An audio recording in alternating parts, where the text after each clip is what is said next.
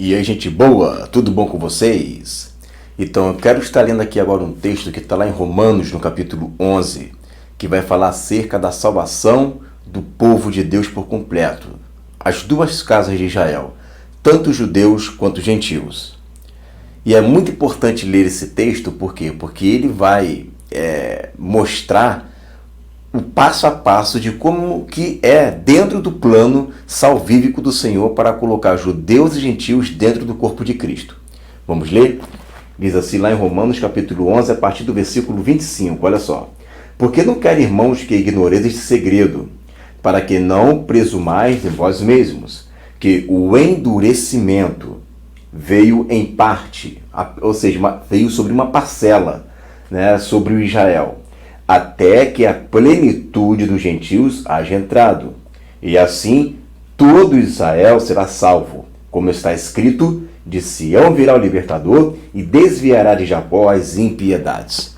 Então, muito bem, o texto está dizendo ali que Deus ele endureceu uma parcela do povo de Israel. Esse Israel aqui é o Israel natural, são realmente os israelitas da carne.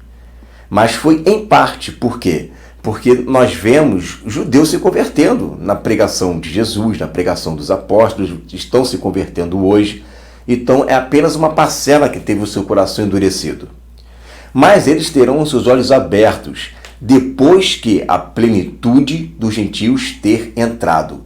Isto é, depois que o número dos gentios entrar no corpo de Cristo.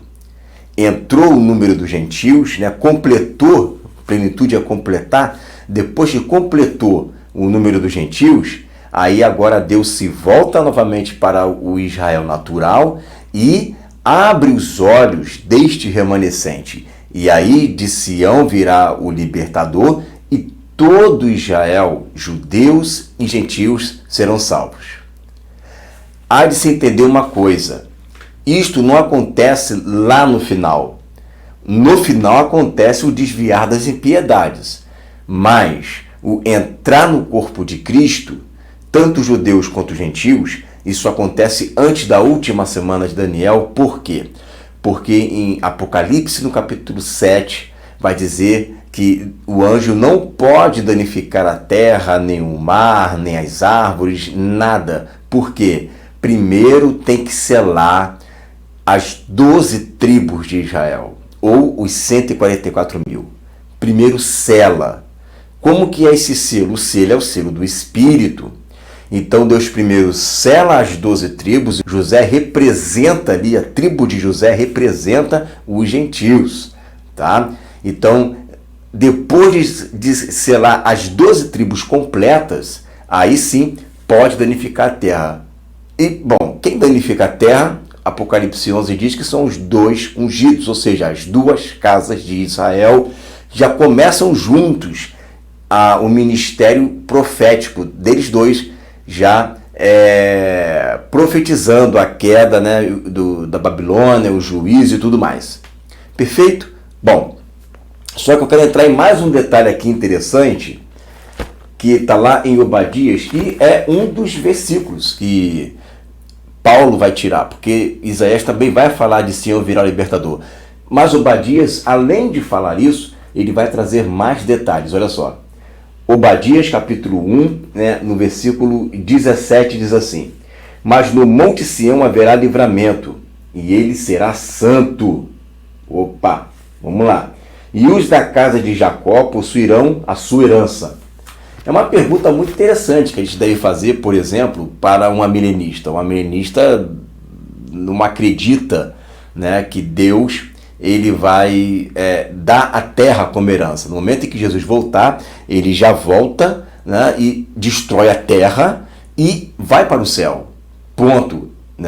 Essa é a visão milenista. Ele destrói a terra e vai para o céu. É isso daí. Então, se ele destrói a terra e vai para o céu, como é que o monte será santo? Se será santo, é porque não é ainda. Se será santo, é porque hoje está cheio de impiedades. E aí diz, possuirão suas herdades.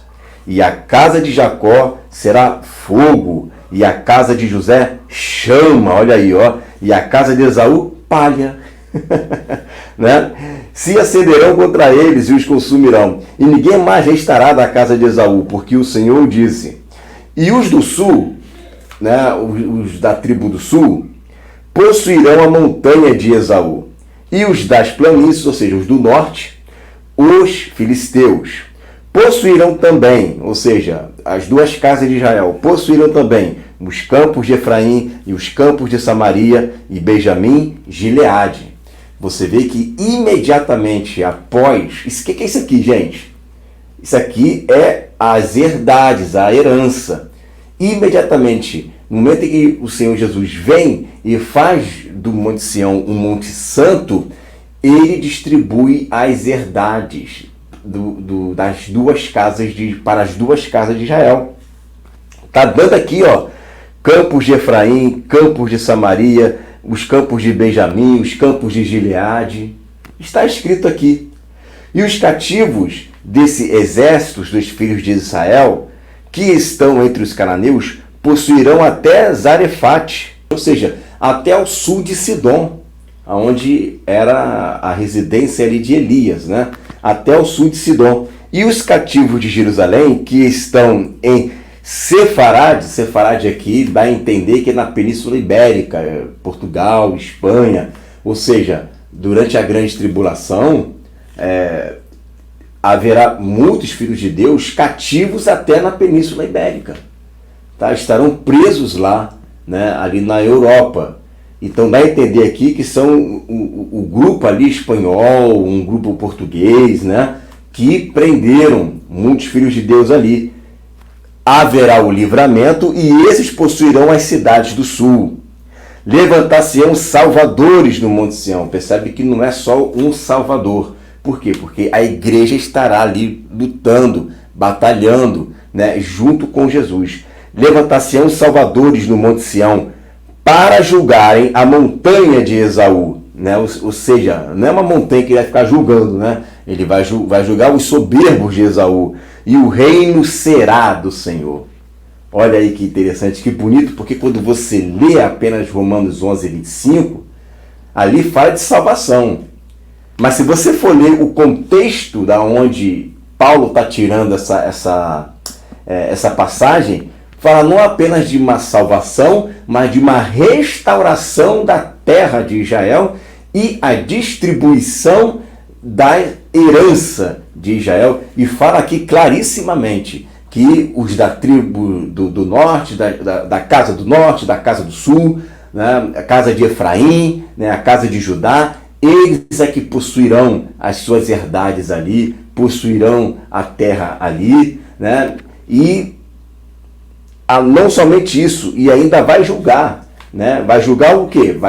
Não é que vai julgar no sentido, né, de se assentar no trono e estabelecer um juízo para Esaú, mas eles vão julgar porque quando os salvadores vier, nós vamos exercer juízo, né, sobre os soberbos de Esaú, sobre aqueles que se levantam contra o povo de Deus, contra os da casa, né, de Israel, contra Jerusalém, contra o povo de Deus, né? Então, nesse momento aqui, em que nós estivemos ali exercendo juízo contra eles, né, nós somos esses salvadores, não há apenas um salvador. O salvador no sentido absoluto da palavra é Jesus, é só ele, é ele.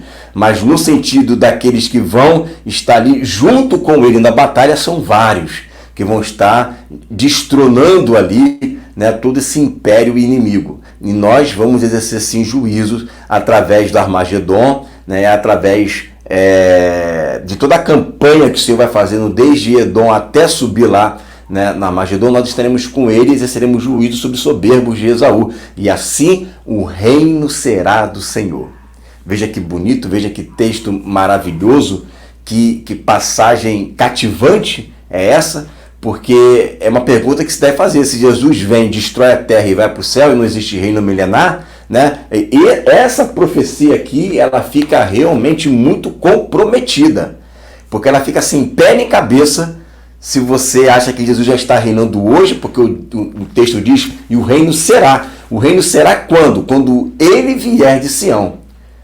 Então, para uma milenista, fica muito complicada de explicar aqui esses 4 versículos finais de Obadias capítulo 1. Beleza, gente? É isso daí. Fique aí com essa palavra em nome de Jesus.